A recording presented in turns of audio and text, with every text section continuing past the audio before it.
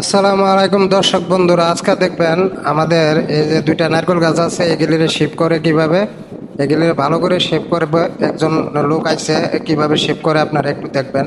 এই নারকেল গাছগুলারে দেখেন, এই যে শেপ করা, এইটি শেপ করা হয়ে গেছে, শেপ কি সুন্দর করে করছে এবং কত সুন্দর লাগতেছে শেপ করাতে। আগে তো দেখেন এই যে এই লোকে এই শেপ গিলি করতেছে, এই লোকে শেপ করে সেটা কত সুন্দর করছে।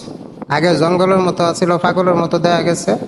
এখন তো মনে করেন যে পাগল থেকে একটু এই মানুষের মতো দেওয়া যাইতেছে। কারণ হয়েছে কি, এগুলি শেপ করার জন্য যে দক্ষ কারিগর আছে, এই কারিগরটা খুব ভালো, কারণ হ্যাঁ ভালো করে শেপ করতে পারে।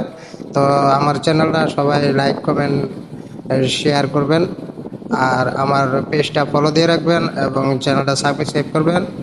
আর সবার প্রতি দোয়া রইল।